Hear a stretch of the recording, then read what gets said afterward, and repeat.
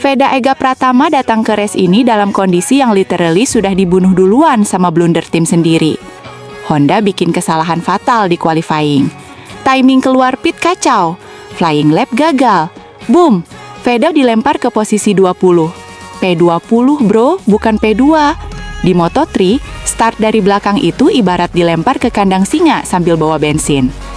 Satu salah masuk tikungan pertama, tamat. Satu kena slipstream chaos, abis. Banyak rider muda kalau kena situasi kayak gini biasanya langsung mental drop sebelum race mulai. Tapi Veda, anak ini malah berubah jadi monster.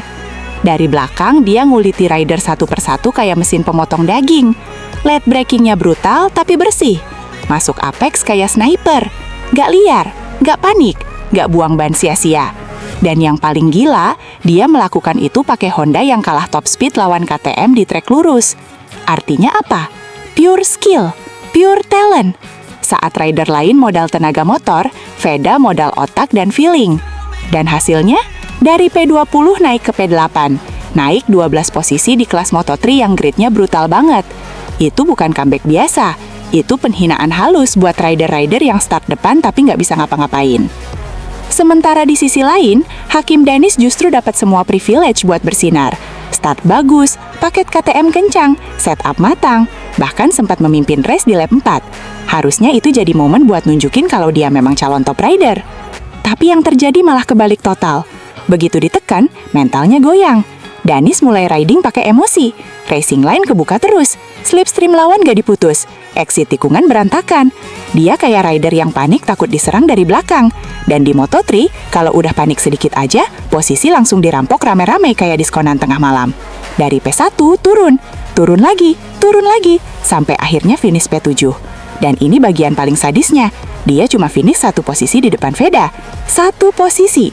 Padahal start mereka beda 13 grid.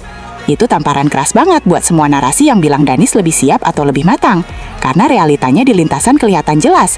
Satu rider bertarung lawan tekanan dan menang. Satunya lagi dikasih semua keuntungan tapi malah kehilangan kontrol saat race mulai panas. Padok langsung rame ngomongin satu hal. Bayangin kalau Veda dapat motor dan tim level atas.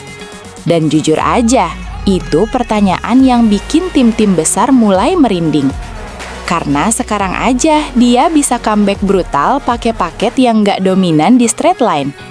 Bayangin kalau dia duduk di motor kayak CFMO atau Aspar yang dari awal memang build buat fight podium. Chaos, absolute chaos. Veda nggak perlu lagi buang tenaga nyalip 12 rider. Dia tinggal start depan, jaga ban, lalu bunuh race di lap terakhir.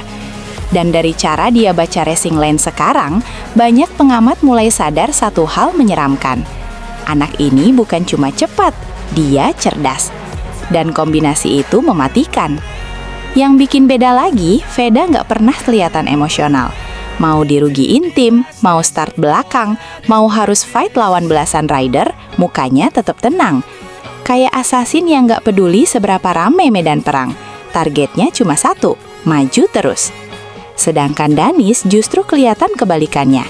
Begitu race mulai gak sesuai rencana, ritmenya langsung pecah. Ini yang bikin banyak orang mulai mempertanyakan mentalitasnya saat berada di depan. Karena jadi rider cepat itu gampang. Tapi jadi rider yang tetap dingin saat memimpin, nah itu level elit. Race ini akhirnya jadi bukti paling barbar soal perbedaan mentality di Moto3. Satu rider dihantam masalah, tapi malah naik level. Satu rider dikasih kesempatan emas, tapi gagal mengontrol tekanan. Dan sekarang Padok mulai sadar. Veda Ega Pratama bukan lagi sekadar rookie Asia yang numpang lewat. Dia ancaman nyata. Ancaman yang datang diam-diam, tapi begitu race selesai, namanya selalu nongol di depan.